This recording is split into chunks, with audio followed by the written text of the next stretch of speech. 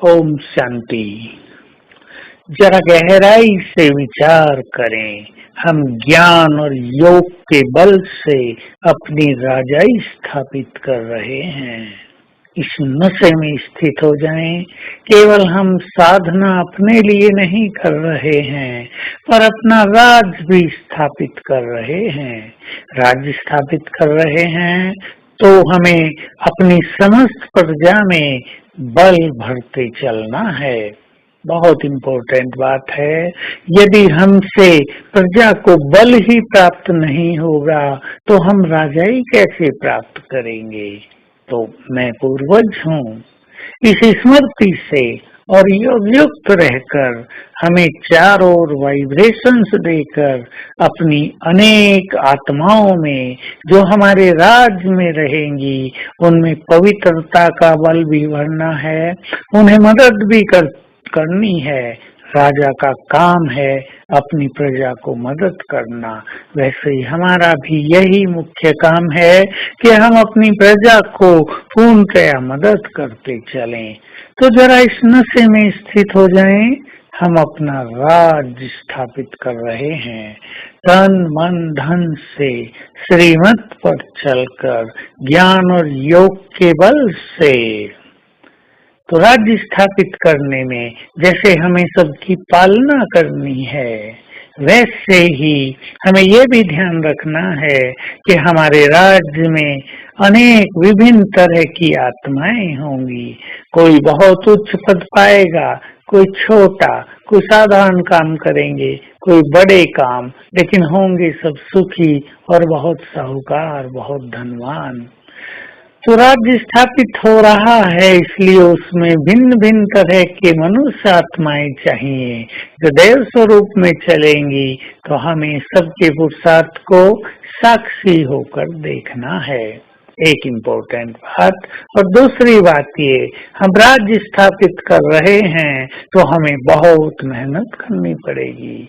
देखिए, इतिहास इस बात का गवाह है कि अनेक बार अनेक मनुष्यों को राज्य स्थापित करना पड़ा। चंद्रगुप्त मौर्य से ये कहानी शुरू होती है और बाद में भी बहुतों ने अपना राज्य स्थापित किया। तो कितना मेहनत की, कितना सहन करना पड़ा, कितनी बातें सुननी पड़ी, कितना आशाओं और निराशाओं का दौर चलता रहा, लेकिन वो हिम्मत नहीं हारे और अपना राज्य स्थापित कर दिया। अभी अभी महात्मा गांधी के नेतृत्व में अपना राज्य स्थापित करने में कितनी मेहनत करनी पड़ी, कितने साल लगे, कितना सहन करना पड़ा, हम ये सब अच्छी तरह जानते हैं। तो जिनको राज्य स्थापित करना है वो घबराएंगे नहीं। राज्य स्थापित करने वाले निर्बल नहीं हो सकते। राज्य स्थापना में हमें माया से युद्ध करके उसको परास्त करना है ताकि वो हमारी अधीनता स्वीकार कर ले। यही वो मार्ग है जिसमें अनेक लोग हार खाकर पीछे हट जाते हैं, जिसमें अनेक लोगों के जीवन में निराशा का अंधकार आ जाता है, जो हिम्मत हार देते हैं, अपनी शक्तियों को भूल जाते हैं। लेकिन हमें याद रखना है कि इस युद्ध के मैदान में हमारा साथी और हमारा परम सद्गुरु स्वयं सर्वशक्तिवान है। उसकी छत्र छाया होते हुए, उसका साथ होते हुए, उसके द्वारा दिए गए अस्त्र शस्त्र होते हुए हम माया को अवश्य जीत लेंगे। माया हमें हरा नहीं सकती। हम माया से बहुत अधिक शक्तिशाली हैं।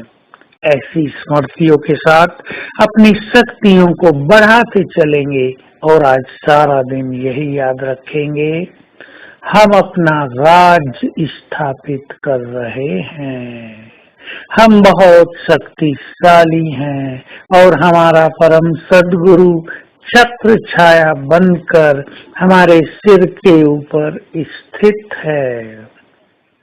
ये स्वरूप देखेंगे, मैं भी बहुत शक्तिशाली, मास्टर, सर्वशक्तिवान, और सिर के ऊपर सर्वशक्तिवान की छत्र छाया है और सारा दिन अपनी प्रजा की पालना करते रहेंगे, सबको शक्तियों के और पवित्रता के वाइब्रेशंस देते रहेंगे।